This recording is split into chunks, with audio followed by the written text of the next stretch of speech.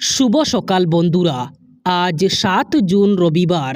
আজকের সকালের বরাক তথা সমগ্র আসামের গুরুত্বপূর্ণ খবরগুলি হল: প্রথমবারের জন্য অসমে কর্তন হবে জনপ্রতিনিধিদের বেতন।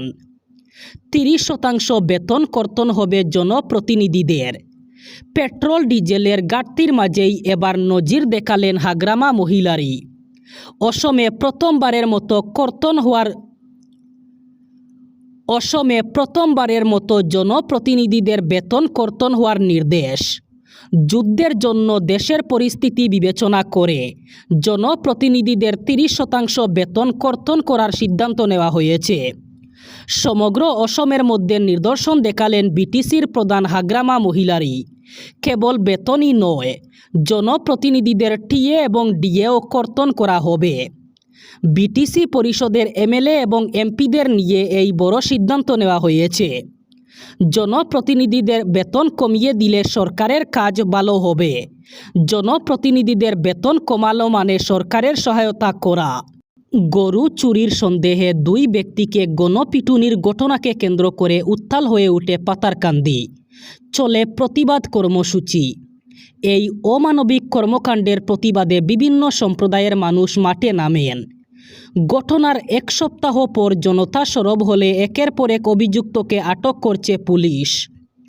শুক্রবার দুদুমণি সিনহা এবং ভাস্কর সিনহা নামের 2 অভিযুক্তকে আটক করার পর রাতে আরও 2 জনকে আটক করে পুলিশ। এই 2 জন হল মন্তন সিনহা এবং ভাস্কর সিনহা। এদিকে শনিবার আন্দোলনস্থলে সমজেলা পুলিশ সুপার অনির্বাণ শর্মা জানান, ঘটনার তদন্তে ইতিমধ্যে 4 জনকে অভিযুক্ত করে আটক করা হয়েছে। অন্যান্য জড়িতদের শনাক্ত করে গ্রেফতারের জন্য অভিযান অব্যাহত রয়েছে। তিনি বলেন, এই ঘটনার সঙ্গে জড়িত কাউকেই ছাড় দেওয়া হবে না। প্রত্যেক অপরাধীকে আইনের আওতায় আনা হবে। অসম সরকারের মন্ত্রিসভার বৈঠকে একাধিক গুরুত্বপূর্ণ সিদ্ধান্ত গৃহীত হয়েছে। বৈঠক শেষে সিদ্ধান্তগুলি জানান মুখ্যমন্ত্রী হিমন্ত বিশ্ব শর্মা। তিনি জানান, মন্ত্রীদের দপ্তর বন্টন তাদের ক্ষমতা এবং কর্মক্ষমতার মূল্যায়নের ভিত্তিতে করা হবে। রাজ্য সরকারি কর্মচারীদের জন্য সুখবর এনে মন্ত্রিসভা মহার্ঘ ভাতা অথবা ডিএ 2% বৃদ্ধির সিদ্ধান্ত গ্রহণ করেছে। এর ফলে রাজ্য সরকারি কর্মচারীরা এখন থেকে 60% ডিএ পাবেন। মুখ্যমন্ত্রী আরও ঘোষণা করেন যে আগামী 6 জুলাই থেকে অসম বিধানসভার পূর্ণাঙ্গ বাজেট অধিবেশন শুরু হবে। 21 দিন ব্যাপী এই অধিবেশন রাজ্যের বাজেট উপস্থাপন করা হবে।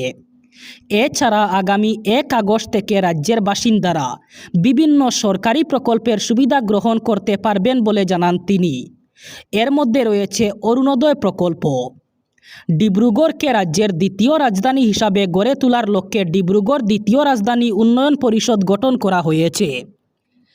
অন্যদিকে বিধায়কদের কেন্দ্র উন্নয়ন তহবিলও বৃদ্ধি করার সিদ্ধান্ত নেওয়া হয়েছে।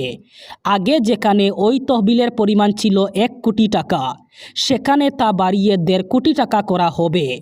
গোয়ালপাড়া জেলার কৃষ্ণাই অঞ্চলের একটি সরকারি বিদ্যালয়কে কেন্দ্র করে এক চাঞ্চল্যকর ঘটনার অভিযোগ সামনে এসেছে। অভিযোগ অনুযায়ী 9ম শ্রেণীর 5 জন ছাত্র টিফিনে কথিত নিষিদ্ধ মাংস নিয়ে বিদ্যালয়ে আসে এবং শ্রেণীকক্ষেই তা ভক্ষণ করে। পাশাপাশি 2 হিন্দু ছাত্রকে ওই মাংস খাওয়ার জন্য চাপ দেওয়ার অভিযোগ উঠেছে। জানা গেছে, বিশেষ সম্প্রদায়ভুক্ত ওই 5 ছাত্র টিফিনের সময় নিজেদের আনা মাংস খাওয়ার পাশাপাশি 2 সহপাঠীকেও তা খাওয়ানোর চেষ্টা করে। বিষয়টি নিয়ে আপত্তি জানিয়ে 2 ছাত্র বিদ্যালয় কর্তৃপক্ষের কাছে অভিযোগ করে। অভিযোগে আরও রয়েছে, বিদ্যালয় কর্তৃপক্ষ ঘটনাটি গুরুত্বের সঙ্গে বিবেচনা না করে বিষয়টি দামাচাপা দেওয়ার চেষ্টা করে এবং সংশ্লিষ্ট 2 ছাত্রকে এ বিষয়ে বাইরে কিছু না বলার পরামর্শ দেয়। তবে বিদ্যালয় ছুটির পর ওই 2 ছাত্র বাড়িতে গিয়ে পরিবারের সদস্যদের পুরো ঘটনা জানায়। এরপর ভুক্তভোগী 2 ছাত্রের অভিভাবকরা কৃষ্ণাই থানায় লিখিত অভিযোগ দায়ের করেন। এক অভিভাবক সংবাদ মাধ্যমকে জানান, তার ছেলে বাড়ি থেকে টিফিন নিয়ে বিদ্যালয়ে গিয়েছিল। টিফিন খাওয়ার সময় কয়েকজন ছাত্র তাদের আনা নিষিদ্ধ মাংস খাওয়ার জন্য জোরাজুরি করে। এতে অস্বস্তি বোধ করে 2 ছাত্র সরাসরি বিদ্যালয়ের অফিসে গিয়ে অভিযোগ জানায়। তবে শিক্ষকরা বিষয়টিকে পরিবারে না জানানোর পরামর্শ দিয়েছিলেন বলে অভিযোগ। এবার হাতিগাঁও সিজুয়ারিতে বেদখলকারীরা সাবধান। হাতিগাঁও সিজুয়ারিতে বিজেপি সরকার এবার চালাবে বুলডোজার। বাড়িঘর, অট্টালিকা, দোকান, বাজার সবখানেই চলবে উচ্ছেদ অভিযান। বিজেপির বিধায়ক হিসাবে নির্বাচিত হয়েই এবার কঠোর নির্দেশ প্রদ্যুৎ বরদলৈয়ের। তিনি জানান, এবার উচ্ছেদের কবলে পড়বে হাতিগাঁও সিজুয়ারি। বেদখলকারীদের ইতিমধ্যেই সাবধান করে দিয়েছেন তিনি। যারা যারা বেদখলকারী আছেন তারা নিজ ইচ্ছায় বাড়িঘর ছেড়ে যেতে বলেন তিনি, অন্যথায় প্রশাসন বুলডোজার চালাবে। উল্লেখ্য, হিমন্ত বিশ্ব শর্মা তৃতীয়বার সরকার গঠনের পর থেকেই এবার অবৈধ বেদখলকারীদের বিরুদ্ধে গর্জে উঠেছে সরকার। রাজ্যের বিভিন্ন জেলায় চলছে উচ্ছেদ অভিযান। এবার পালা হাতিগাঁও সিজুয়ারির। হাতিগাঁও সিজুয়ারিতে খুব শীঘ্রই উচ্ছেদ অভিযান চালানো হবে বলে জানিয়েছেন বিধায়ক প্রদ্যুৎ বরদলৈ। পাতারকান্দির নালুগাঁওয়ে সংগঠিত ঘটনার প্রতিবাদে গর্জে উঠল বিভিন্ন দল সংগঠন। পাতারকান্দি বাইপাস সংলগ্ন এলাকায় আয়োজিত এক সভায় ঘটনাকে ন্যাক্কারজনক, নিষ্ঠুরতা এবং পাশবিকতার এক চরম নিদর্শন বলে বর্ণনা করে আগামী 48 ঘন্টার মধ্যে বাকি অপরাধীদের গ্রেফতারের দাবি উত্থাপিত হয়। সভায় আমসুর কেন্দ্রীয় সাংগঠনিক সম্পাদক জানান, গত 1 জুন রাতে পাতারকান্দি থানাধীন মামবাড়ি গ্রামের 2 যুবক ইসলাম উদ্দিন এবং আমির উদ্দিন নিজেদের গৃহপালিত গরুর সন্ধান করে না পাওয়ায় পার্শ্ববর্তী গ্রাম নালুগাঁওয়ে যাওয়ার পর সাম্প্রদায়িক মনোভাব নিয়ে কয়েকজন মণিপুরী যুবক ইসলাম উদ্দিন এবং আমির উদ্দিনের উপর চোর অপবাদ দিয়ে রাতের অন্ধকারে বেধড়ক মারপিট করে শেষ মুহূর্ত এয়ারগান দিয়ে গুলি করে। তারপর তাদের আত্মীয় স্বজন বাঁচাতে গেলে তাদেরকেও বেধড়ক মারধর করা হয়। বর্তমানে তারা শিলচর মেডিকেল কলেজে মৃত্যুর সঙ্গে পাঞ্জা লড়ছেন। ঘটনার তীব্র নিন্দা এবং ধিক্কার জানিয়ে কাজী সাদিক আখতার বলেন, পাতারকান্দি এলাকা একটি শান্তির এলাকা, যেখানে হিন্দু, মুসলিম, মণিপুরী এবং হিন্দুস্তানিরা অত্যন্ত শান্তিতে বসবাস করে আসছেন। যদিও শান্তিপূর্ণ সহাবস্থানকে কালিমালিপ্ত করতে কতিপয় যুবকের বর্বরোচিত আচরণ দেশের স্বাধীনতার পর আজ পর্যন্ত পাতারকান্দি তথা শ্রীভূমি জেলায় কোনোদিনও ঘটেনি, যা সম্পূর্ণ ঘটনার ভিডিও ক্লিপিং থেকে সহজেই অনুমেয় বলে তিনি বলেন। হাইলাকান্দি জেলার 5 গ্রাম এলাকায় এক চাঞ্চল্যকর অনলাইন প্রতারণার ঘটনা সামনে এসেছে।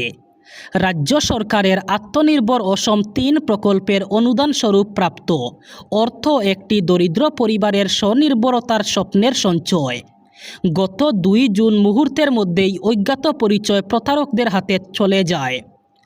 ঘটনাটি এলাকায় ব্যাপক চাঞ্চল্যের সৃষ্টি করেছে এবং সরকারি প্রকল্পের সুবিধাভোগীদের ডিজিটাল নিরাপত্তা নিয়ে গুরুতর প্রশ্ন তুলেছে।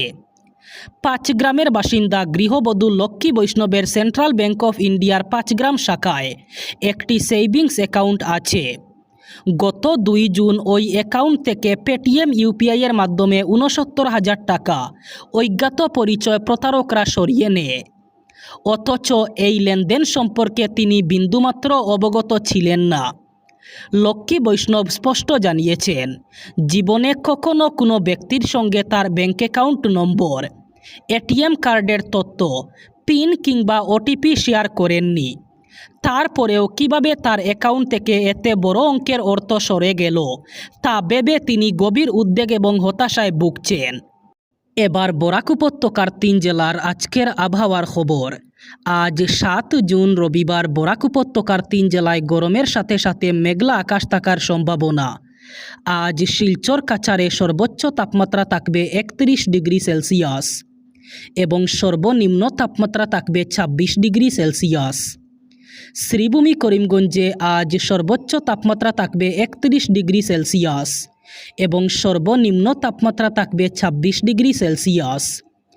একইভাবে হাইলাকান্দি জেলায়ও আজ সর্বোচ্চ তাপমাত্রা থাকবে 31 ডিগ্রি সেলসিয়াস এবং সর্বনিম্ন তাপমাত্রা থাকবে 26 ডিগ্রি সেলসিয়াস। এই ছিল আজকের সকালের গুরুত্বপূর্ণ খবরগুলি। ভিডিওটি অবশ্যই লাইক করবেন এবং চ্যানেলটি সাবস্ক্রাইব করবেন।